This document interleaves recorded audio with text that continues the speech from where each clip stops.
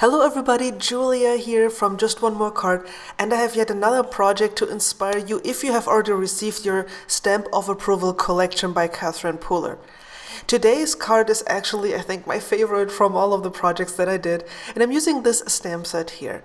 I love the fonts and I love all the little elements. So what I'm doing here, I'm just grabbing an oval shape.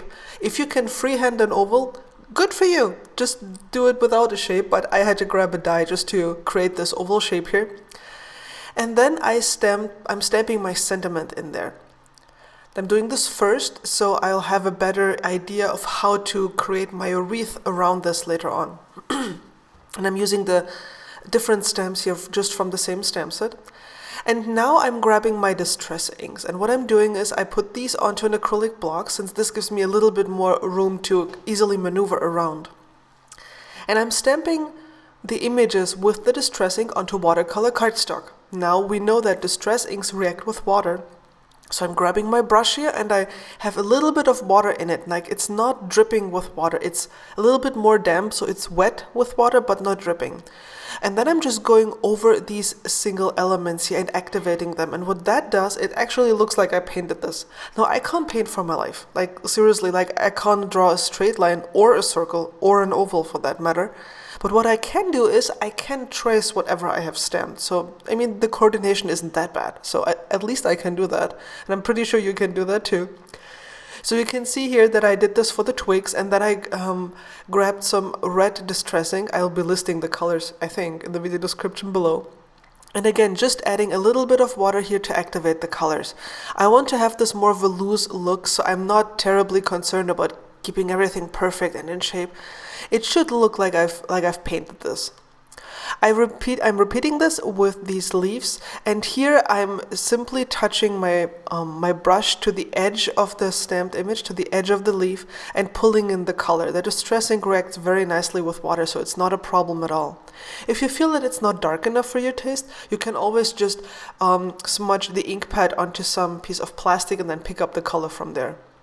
So I repeated this around the oval, not the circle, the oval, and I'm doing this with these twigs here as well, or pine needles, probably pine needles. And it's fun, you know, like, because it gives me the illusion of actually being able to paint, even though I can't, but that doesn't matter because it looks awesome.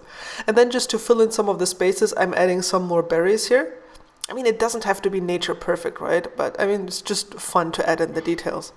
And now it really looks like I painted this wreath around my sentiment. And I think this is a great idea for those of us who would like to paint but can't really, because, you know, it doesn't really work for us.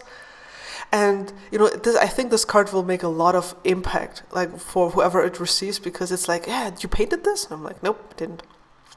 Anyhow, I grabbed some natural twine here, or yarn, I'm not even sure what the difference is. Anyhow, some of this stuff here, wrapping this around my panel, and I'm gonna tie a bow up front. And I specifically grabbed a natural color because I didn't want to distract from the wreath that I had painted up there. I'm just gonna repeat this. I'm just gonna act as if I painted this.